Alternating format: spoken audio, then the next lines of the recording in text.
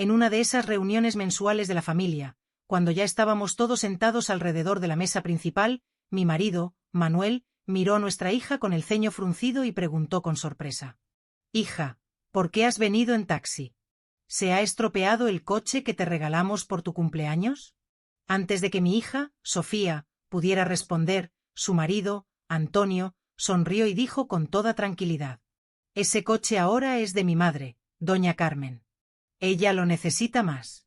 Manuel se quedó callado unos segundos. Lo que hizo a continuación convirtió aquel día en un punto de no retorno para el destino de mi yerno. Pero antes de que continúe, verifica si ya te suscribiste al canal, deja tu like y cuéntame en los comentarios desde donde estás escuchando mi historia. Me gustaría mucho saber hasta dónde ha llegado. La casa principal de nuestra familia, aquella tarde de sábado, se sentía cálida y acogedora, pero también imponente. Era una mansión enorme de estilo moderno en la exclusiva zona de La Moraleja, en Madrid. El jardín delantero, adoquinado con piedra natural, estaba lleno de coches de lujo aparcados en fila, desde berlinas alemanas de último modelo hasta SUV Versus enormes, cuyos precios ascendían a cientos de miles de euros. Todo brillaba bajo el sol que había pegado fuerte hasta que unas nubes densas comenzaron a cubrir lentamente el cielo de la capital española. En el interior, tíos, tías y primos se movían de un lado a otro, bromeando y riendo mientras se servían del buffet preparado por el servicio de catering más prestigioso de Madrid. En la mesa principal, sin embargo, quedaba una silla vacía justo al lado de mi yerno, Antonio. Él estaba sentado en una silla de madera labrada, muy cómodo, sin mostrar la más mínima inquietud por el retraso de su esposa. Parecía no notar la ausencia de Sofía. Estaba demasiado ocupado cortando un trozo de carne wagyu perfectamente asada en su plato y soltando carcajadas exageradas cada vez que alguno de mis sobrinos contaba un chiste. Antonio llevaba una camisa de seda estampada y un reloj de oro vistoso. Se esforzaba por parecer estar a la altura de la familia de su esposa, una familia de empresarios verdaderamente ricos. Él sentía siempre la necesidad de demostrar que merecía estar allí, aunque todos en el salón sabían que su puesto en la empresa era un regalo de mi marido. Su actitud, a menudo demasiado segura y un poco arrogante, resultaba incómoda para algunos familiares, pero nadie decía nada por respeto a Manuel, conocido por su paciencia y por su carácter sereno. Fuera de la mansión, junto al alto portón de hierro, un taxi azul oscuro se detuvo bajo la lluvia fina que empezaba a caer sobre el asfalto todavía caliente. La puerta se abrió y bajó mi hija, Sofía. Estaba algo agobiada. Tuvo que rebuscar en el bolso un buen rato para pagar en efectivo porque el datáfono del taxi no funcionaba. Luego salió apresurada, levantando el bolso sobre la cabeza para proteger su peinado de la lluvia. No había chofer privado que le abriese la puerta, ni nadie esperando con paraguas. Cruzó corriendo el amplio patio, pasando junto a la fila de coches de lujo que irónicamente pertenecían en su mayoría a su propia familia. Llegó al enorme portón principal con la respiración entrecortada. Se detuvo un segundo para recomponerse la ropa. Sacudió las gotas de lluvia de los hombros y respiró hondo antes de entrar en ese foso de leones lleno de miradas críticas. Cuando Sofía cruzó el umbral del salón principal, el murmullo de las conversaciones se apagó por un instante. Luego las voces volvieron, pero claramente más bajas. Yo sentí todos los ojos sobre mi hija. Su aspecto era sencillo, aunque cuidado. Iba decente y discreta, en un contraste casi doloroso con el derroche de lujo que la rodeaba. Su rostro se veía cansado, con sombras bajo los ojos que intentó disimular con una sonrisa leve. Caminó hasta la mesa principal donde mi marido presidía la reunión en la cabecera. Manuel la observó con esa mezcla de firmeza y cariño que solo tienen algunos padres. Vio sus zapatos salpicados de barro, el bajo del vestido algo húmedo, y su instinto paterno se activó al momento, percibiendo que algo no iba bien, algo que Sofía llevaba tiempo intentando ocultar. Mi marido dejó la cuchara sobre el plato con un movimiento tan suave que el pequeño tintineo resonó en la cabeza de todos como una campanada. Sofía se acercó, cogió la mano de su padre y la besó con respeto, haciendo lo mismo con la mía. Manuel la miró unos segundos y después dirigió la vista hacia Antonio, que seguía masticando sin inmutarse, sin hacer el menor gesto de levantarse o acercar una silla para su esposa. Manuel se aclaró la garganta apenas, y ese sonido bastó para silenciar por completo la mesa. Después, con su voz grave, tranquila y llena de autoridad, hizo aquella pregunta que parecía simple, pero que cambiaría la vida de su yerno para siempre.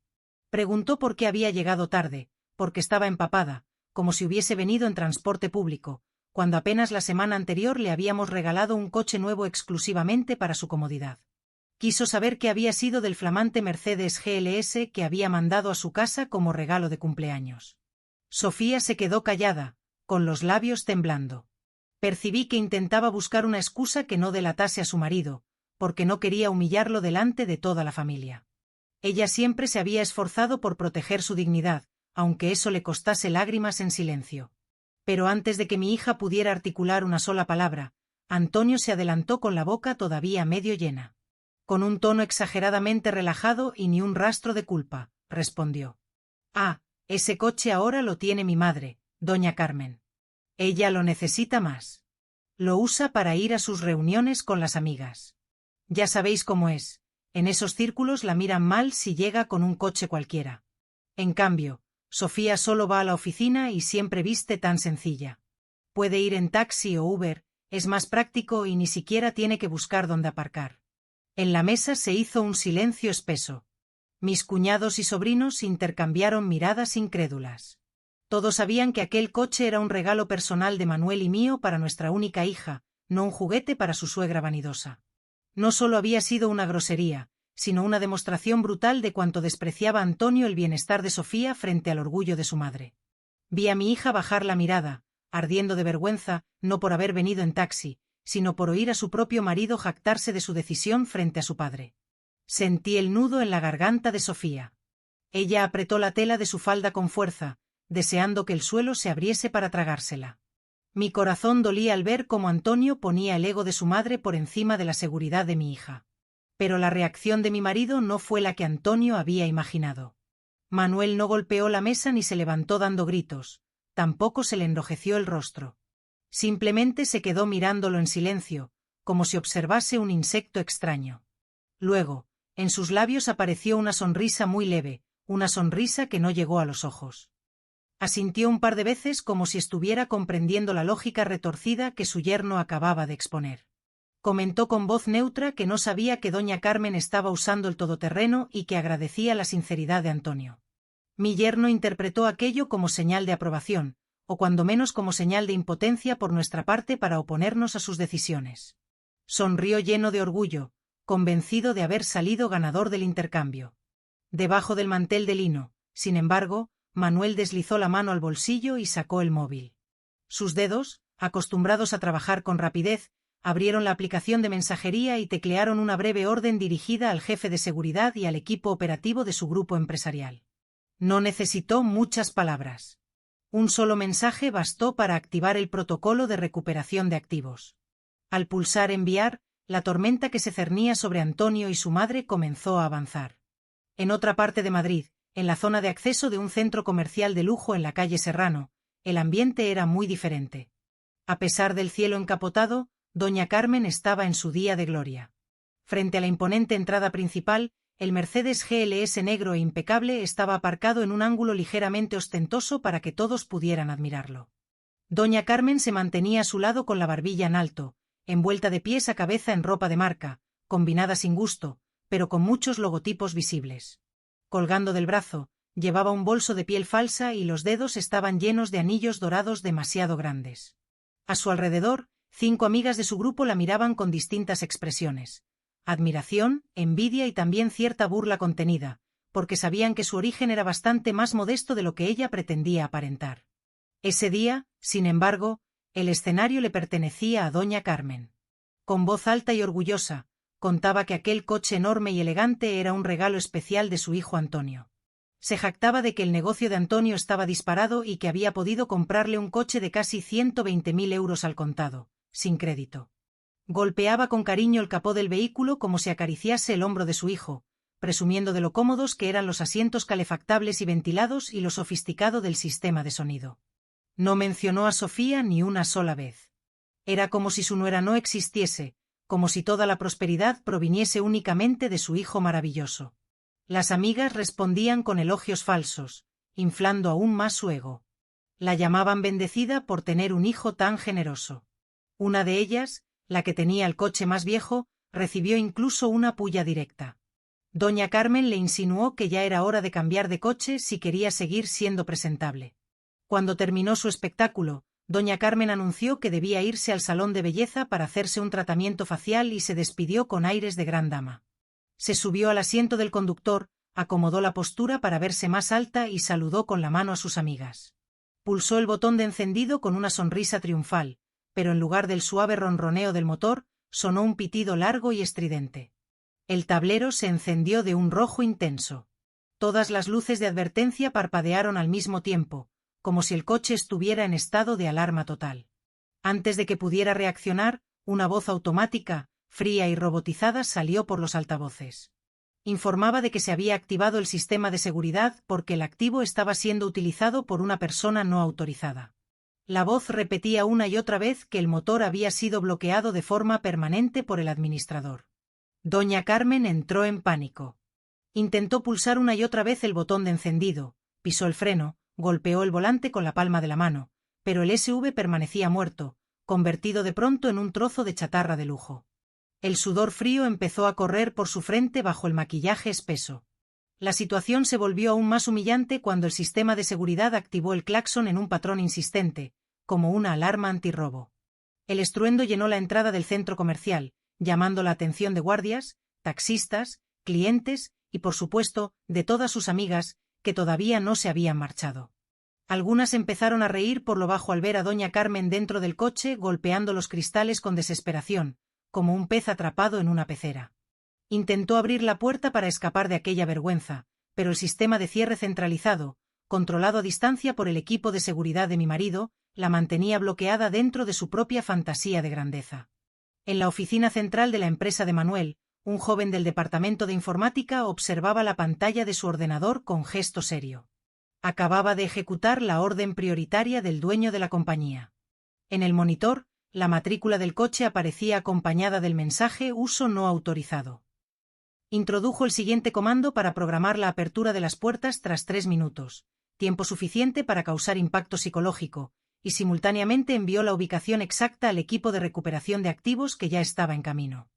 Mientras tanto, en la entrada del centro comercial, esos 3 minutos le parecieron a doña Carmen una eternidad. Veía cómo sus amigas sacaban el móvil, no para ayudarla, sino para grabar el espectáculo. Lloraba y gritaba, pero sus alaridos quedaban amortiguados por los cristales aislantes.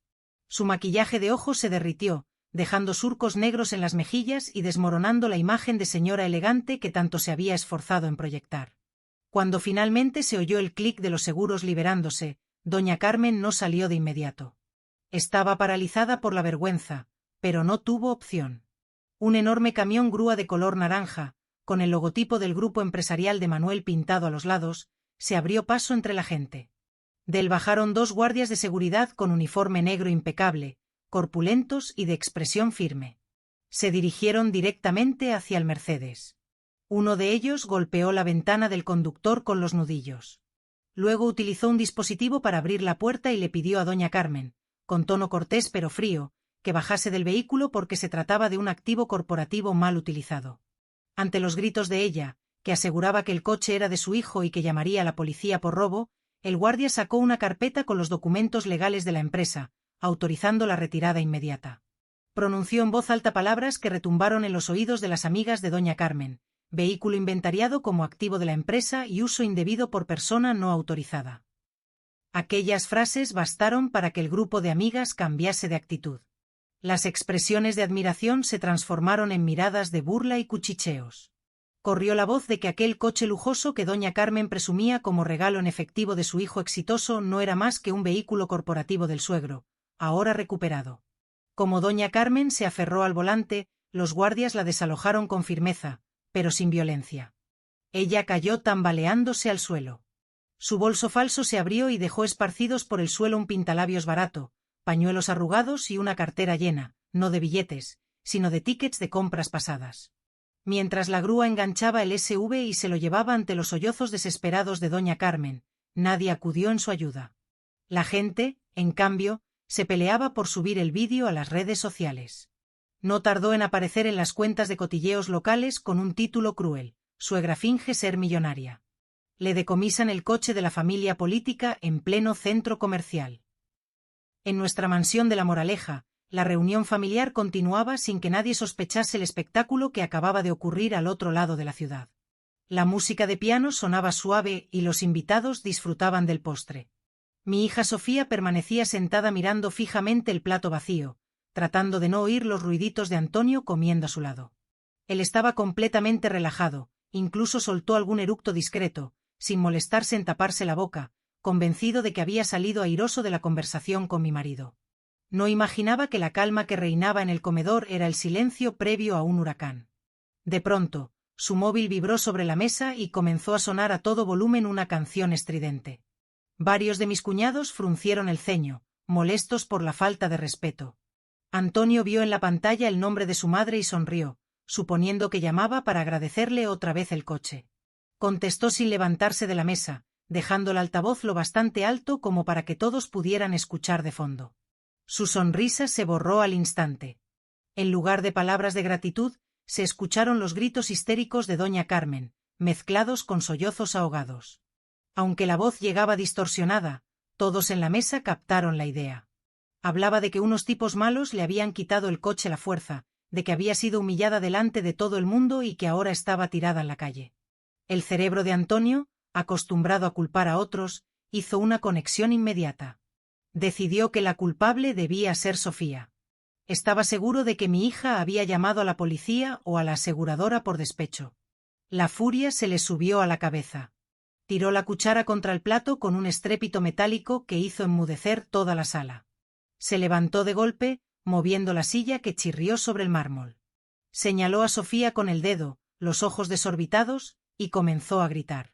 «Tú eres una esposa ingrata. ¿Qué le hiciste al coche de mi madre? La han dejado en ridículo por tu culpa, por tus caprichos». Las venas del cuello se le hinchaban, la cara se le ponía lívida. Sofía lo miró agotada, con una mezcla de tristeza y compasión. Abrió la boca para explicarle que ella no había hecho nada, pero no llegó a decir palabra. La voz grave de Manuel cortó el ambiente como un cuchillo caliente.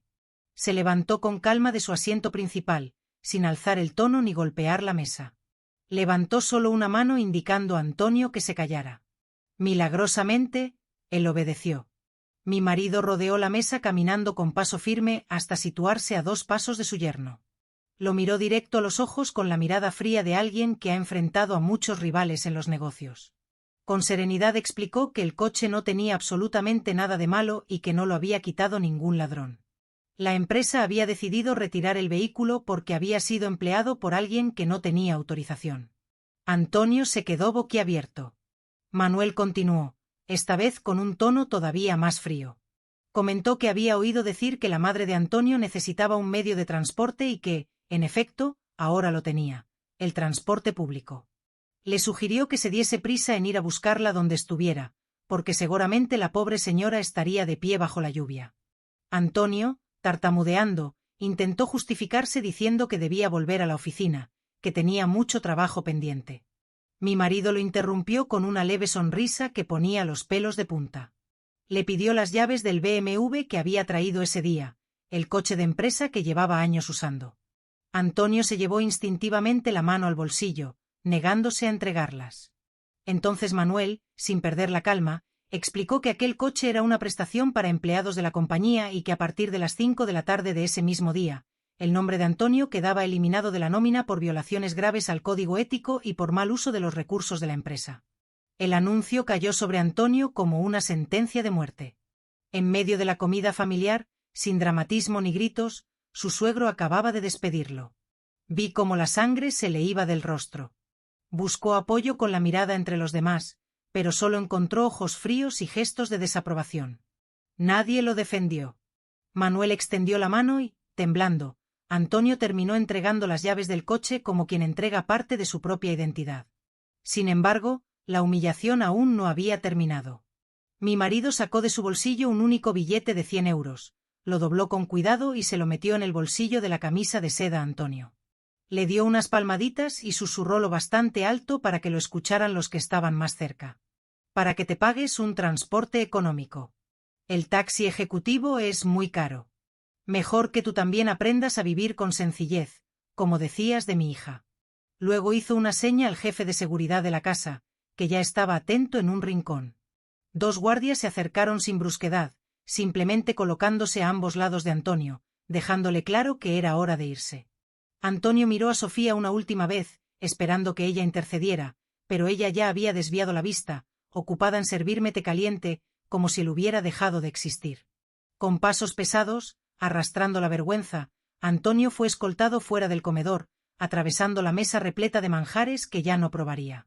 La puerta principal se cerró a sus espaldas y la conversación dentro poco a poco volvió a fluir, como si solo se hubiera retirado un estorbo.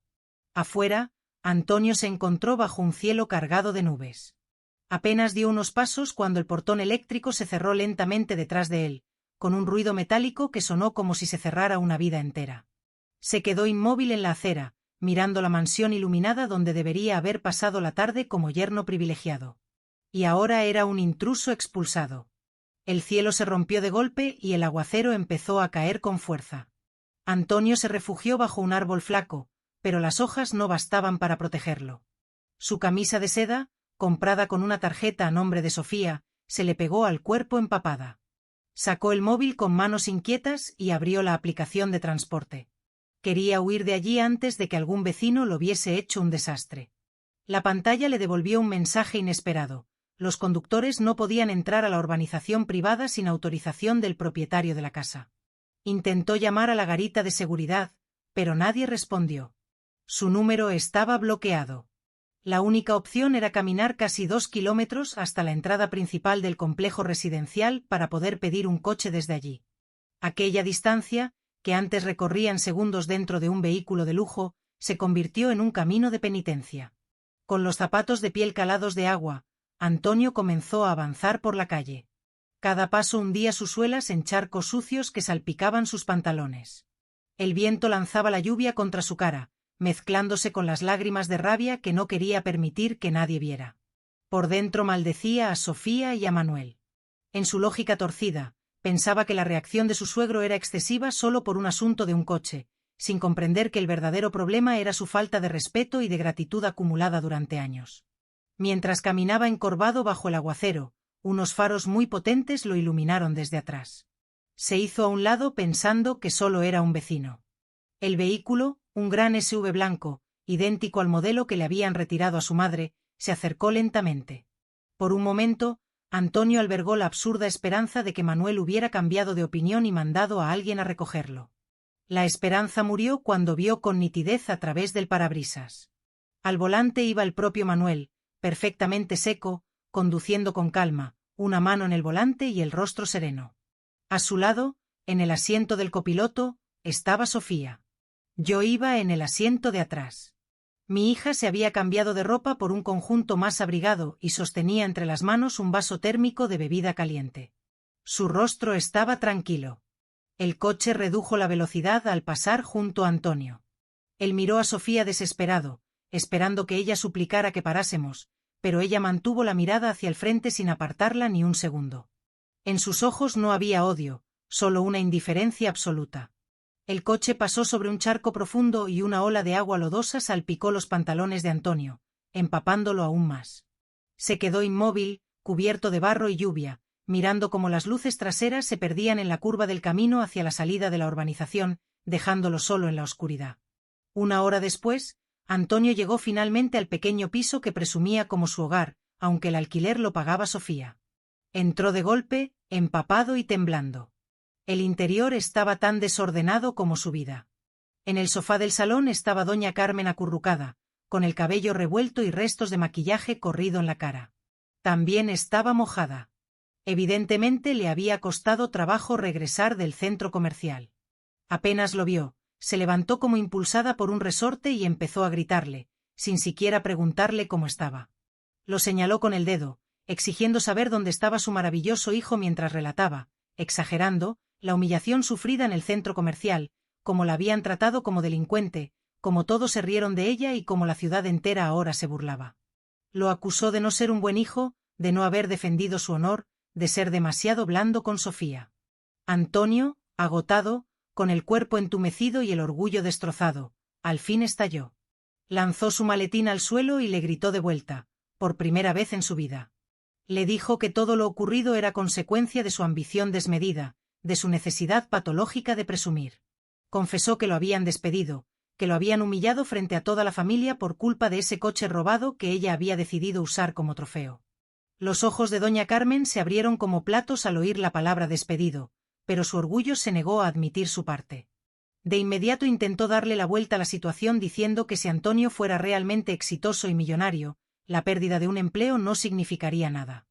La discusión se volvió un intercambio violento de reproches y culpas, sacando a relucir viejos resentimientos. Solo se detuvieron cuando el hambre les retorció el estómago.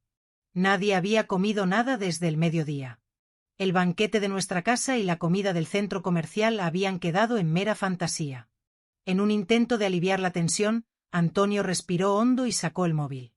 Pensó que al menos podían darse el lujo de pedir una buena cena rápida para olvidar el día. Abrió la aplicación de reparto de comida, seleccionó el menú más abundante del restaurante de pollo frito que tanto les gustaba, combos familiares, guarniciones, bebidas grandes. La cuenta rondaba los 80 euros. Eligió pagar con la tarjeta de crédito que siempre usaba y pulsó aceptar. La pantalla mostró un círculo de carga y luego un mensaje en rojo: transacción rechazada por el banco. Frunció el ceño y probó con otra tarjeta, la más prestigiosa que presumía delante de sus amigos. El resultado fue igual. Sudando frío, empezó a probar una tarjeta tras otra, de crédito, de débito, la de compras del supermercado. Todas fueron rechazadas. Entonces, como un golpe directo en el pecho, recordó que todas esas tarjetas eran adicionales, vinculadas a la cuenta principal de Sofía. Todo aquel estilo de vida había estado apoyado sobre el dinero de su esposa. Con las manos temblorosas, abrió su banca electrónica para revisar su propia cuenta de nómina. En la pantalla solo aparecía un saldo miserable, unos 10 euros, lo último que quedaba de su propio sueldo, casi todo gastado en electrodomésticos para su madre el mes anterior. Esa cuenta, además, pronto quedaría cancelada ahora que había sido despedido. Miró a doña Carmen, pálido, y balbuceó que no había dinero, que todas las tarjetas estaban bloqueadas. Su madre respondió con un grito desesperado, lanzándole un cojín, llorando su desgracia, como si nada de eso fuera también su responsabilidad. De pronto, un pitido insistente se oyó junto al contador de la luz, la señal de que la electricidad estaba a punto de cortarse por impago o límite excedido. Acostumbrados a que el personal de mi familia recargara automáticamente los servicios o pagara las facturas, ninguno de los dos había pensado en pagar la electricidad. Antonio buscó en sus bolsillos y encontró, hecho una bola húmeda, el billete de 100 euros que Manuel le había dado. Antes de que pudiera decidir qué hacer, el contador emitió un chasquido y toda la casa quedó a oscuras. El ventilador se detuvo, la televisión se apagó. Una noche cerrada cayó sobre ellos. En medio de esa oscuridad solo interrumpida por relámpagos que se filtraban por la ventana, se escuchó el llanto infantil de doña Carmen acurrucada en el sofá. Antonio se quedó sentado, apoyado en el respaldo, con el estómago vacío, el cuerpo tiritando y la mente en blanco. Aquella noche, por primera vez en su vida cómoda y dependiente, probó el sabor de la pobreza real, sin comida, sin luz, sin nadie a quien pedir ayuda. A la mañana siguiente, el sol entró con violencia en el pequeño piso, haciendo el calor aún más sofocante. Antonio despertó pegajoso de sudor. Había dormido mal, sin ventilador ni aire acondicionado. La mesa del salón estaba vacía, sin café ni pan. En el baño apenas quedaba un poco de agua estancada en la cisterna. Se aseó a medias, se puso la misma camisa del día anterior, ya seca pero manchada, y miró su reflejo en un espejo cuarteado. Ojeras profundas, barba descuidada, el aspecto derrotado de un hombre que se niega a aceptar la realidad. A pesar de todo, su ego todavía le susurraba que aquello podía ser un simple arrebato de su suegro. Decidió ir a la oficina para aclarar el malentendido. Salió rumbo al Centro Financiero de Madrid, esta vez en transporte público, apretado en un autobús lleno de trabajadores con la ropa pegada al cuerpo, respirando el olor a sudor y comida recalentada. Al llegar al rascacielos que albergaba la sede del grupo de Manuel, se alisó el cuello de la camisa y trató de recomponer la dignidad. Entró en el vestíbulo de mármol brillante y se dirigió a los tornos con su tarjeta de empleado al cuello.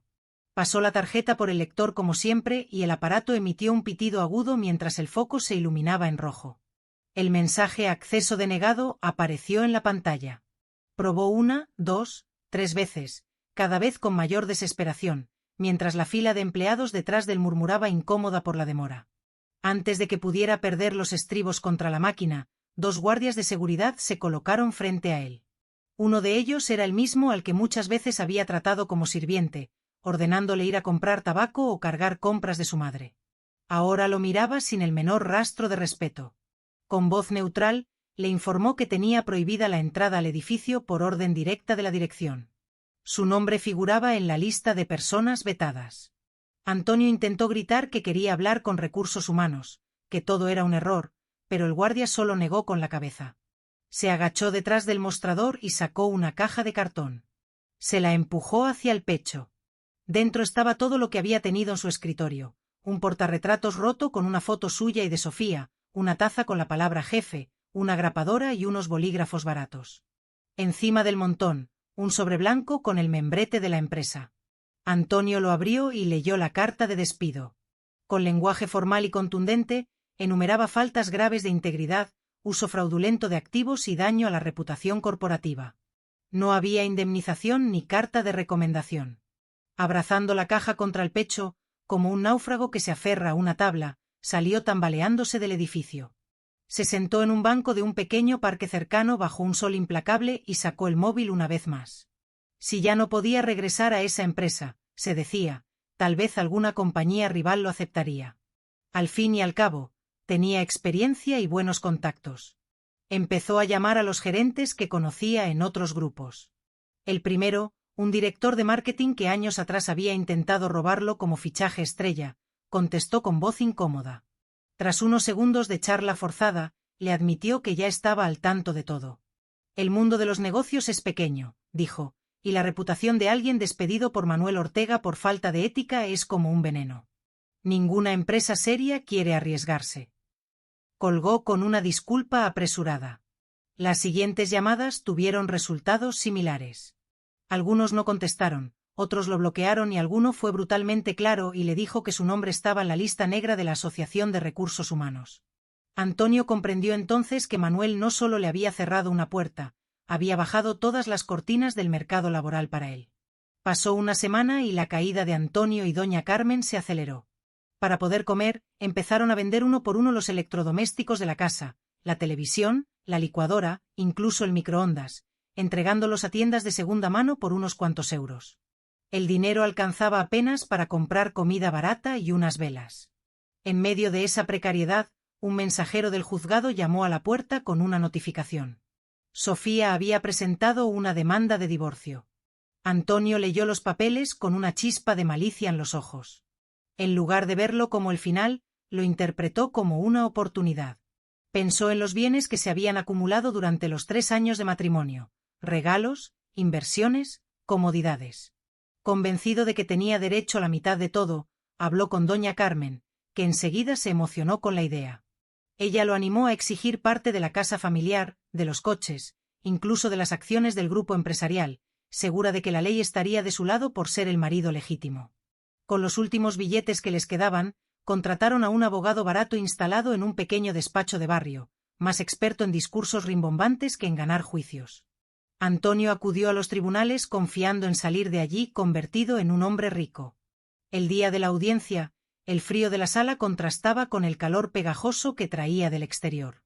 Antonio llegó con su mejor camisa, ahora algo holgada por el peso perdido en esos días. Se sentó en el banco del demandado haciendo muecas de víctima para ganar compasión. Cuando la puerta del tribunal se abrió del otro lado, Sofía entró. Su presencia llenó la sala. Llevaba un vestido largo azul marino. Su rostro irradiaba serenidad y determinación. Junto a ella venía un equipo de abogados de un prestigioso bufete de derecho de familia, hombres y mujeres vestidos con trajes impecables cargando maletines repletos de documentos. El juez escuchó primero la demanda de Sofía y luego la respuesta de Antonio. Cuando llegó el turno de discutir el reparto de bienes, el abogado de Antonio se lanzó a pedir cifras desorbitadas, argumentando que su cliente había aportado trabajo y estabilidad y que merecía la mitad del patrimonio, además de una indemnización por el daño moral de la separación. Antonio incluso derramó un par de lágrimas falsas hablando de cómo lo habían echado a la calle sin nada. Doña Carmen, sentada detrás, asentía con vehemencia, imaginando el dinero que llegaría. Pero la alegría les duró poco. El abogado principal de Sofía se puso de pie con calma. No contraatacó con discursos sentimentales, sino con números. Pidió permiso al juez para presentar el resultado de una auditoría financiera forense de los 3 años de matrimonio. Colocó sobre la mesa una caja llena de extractos bancarios, facturas de tarjetas de crédito y comprobantes de transferencias y empezó a explicar. Los documentos demostraban que Antonio no había aportado un solo euro a la manutención de Sofía. Su sueldo, modesto en comparación con los ingresos de ella, se había gastado siempre en sus propios caprichos y en la vida ostentosa de doña Carmen. Peor aún, quedó claro que todos los lujos que habían disfrutado, viajes al extranjero, bolsos de marca de doña Carmen, joyas, renovaciones de la casa de la madre, se habían pagado con tarjetas de crédito suplementarias emitidas a nombre de Sofía. Legalmente se trataba de deudas contraídas sin autorización expresa y destinadas a un uso ajeno a las necesidades básicas del matrimonio, lo que las convertía en un pasivo que recaía sobre Antonio. El abogado de Sofía presentó un resumen demoledor. El total del gasto irresponsable ascendía a alrededor de 170.000 euros. El silencio se apoderó de la sala. Hasta el juez frunció el entrecejo, mirando a Antonio con desaprobación. Él intentó balbucear que todo había sido regalo de su esposa, pero entonces fue Sofía quien pidió la palabra. Con voz suave, juró que jamás había autorizado semejante despilfarro, que muchas veces había preferido ahorrar para invertir en su negocio mientras veía cómo el dinero se drenaba hacia los caprichos de su suegra. Había callado por años para proteger el matrimonio, pero si Antonio insistía en reclamar la mitad, ella tenía pleno derecho a exigir la devolución de lo que era suyo. El abogado de Sofía presentó una demanda reconvencional solicitando que se reconociera la deuda de Antonio y que se embargaran los bienes adquiridos con aquel dinero. Al final de la audiencia, el juez hizo sonar el mazo con fuerza. Tras analizar las pruebas, concedió el divorcio a Sofía, rechazó por completo las pretensiones de reparto de bienes de Antonio y declaró que éste tenía la obligación de devolver los fondos gastados. Como garantía, ordenó el embargo de los bienes registrados a nombre de Antonio o de su madre que se hubieran comprado con ese dinero, incluyendo la única casa de doña Carmen en su pueblo natal. El grito de doña Carmen al oír la sentencia resonó en todo el edificio. Se levantó de golpe, los ojos desencajados, incapaz de creer que la codicia la había llevado a perder hasta el techo que la había cobijado durante años. Cayó desmayada en medio de la sala provocando un pequeño caos. Los paramédicos entraron para socorrerla mientras Antonio seguía sentado inmóvil, como si le hubieran arrancado la columna vertebral. Miró a Sofía con la esperanza infantil de encontrar al menos un destello de compasión, pero mi hija ya estaba de pie, alisándose el vestido con calma. Salió de la sala, rodeada por sus abogados, sin volverse ni una sola vez. Antonio sintió que había cavado su propia tumba. Había ido al juicio soñando con volverse rico de la noche a la mañana y terminaba convertido en un hombre divorciado, endeudado hasta el cuello y sin un lugar al que volver. La vida de Antonio y doña Carmen dio un giro completo tras aquella sentencia. La ejecución del embargo fue rápida e implacable. La casa de doña Carmen en el pueblo, que ella siempre mencionaba como prueba de su éxito, fue señalada con un cartel de embargo por el Estado para ser subastada. Sin vivienda propia ni ahorros, y expulsados además del piso alquilado en Madrid por falta de pago, madre e hijo acabaron en una pequeña habitación de alquiler en un barrio degradado de las afueras, al final de un callejón embarrado donde apenas entraba la luz. Las paredes eran de ladrillo sin revocar. El techo tenía goteras que manchaban el yeso y el olor permanente era una mezcla de humedad y desagüe. Dentro de aquella caja sofocante, la palabra lujo se volvió un chiste cruel. Ya no había colchón grueso, ni aire acondicionado, ni cortinas elegantes, solo una esterilla fina sobre el cemento frío, mosquitos, ratas correteando sobre sus cabezas y el murmullo constante de vecinos igual de desesperados. Doña Carmen, la mujer que antes vivía en salones de belleza y comidas de señoras bien, ahora se levantaba antes del amanecer, no para ir a hacer ejercicio ni a una reunión social, sino para lavar ropa ajena. Iba de casa en casa entre los vecinos del barrio, ofreciendo sus servicios de lavado y planchado a gente que trabajaba en fábricas o en el mercado. Sus manos, que antaño solo sostenían tazas de porcelana y bolsos brillantes, se llenaron de callos y grietas por el agua fría y el detergente barato. Muchas veces lloraba a escondidas mientras restregaba manchas de grasa en camisas que olían a sudor, preguntándose cómo había acabado convertida en sirvienta de aquellos a quienes antes habría mirado por encima del hombro. Los vecinos no tuvieron piedad. Cuando el trabajo no quedaba perfecto, le regañaban sin contemplaciones. Antonio, por su parte, sufrió una caída aún más severa. Su título universitario, que solía exhibir como trofeo, ya no valía nada. Con la fama de deshonesto y de haber sido despedido por un empresario influyente, ninguna empresa quiso contratarlo. Para poder comer, se vio obligado a aceptar trabajos pesados en Mercamadrid, el mercado mayorista de la ciudad, cargando sacos de patatas, cajas de verduras y sacos de cebolla que le destrozaban la espalda. Sus manos se llenaron de ampollas, su piel se oscureció bajo el sol y su cuerpo, antes mimado por la comodidad, se fue encorvando bajo la carga. Sus pies, antes calzados con zapatos impecables, terminaron metidos en sandalias de plástico casi rotas. A veces otros cargadores más fuertes lo empujaban o lo tumbaban al suelo riéndose de él. Nadie allí sabía que alguna vez se había sentado detrás de un escritorio en una oficina con aire acondicionado. O, si lo sabían, no les importaba. Cada noche Antonio regresaba a la habitación con el cuerpo destrozado y unas pocas monedas, y lejos de encontrar un lugar de descanso, lo esperaba una nueva batalla. Doña Carmen, incapaz de aceptar la vida que llevaba, lo atormentaba con reproches, lo llamaba inútil, lo culpaba por haber dejado escapar a una esposa rica y generosa como Sofía. Le repetía que si hubiera sido más astuto con Manuel, no estarían viviendo en aquella pocilga.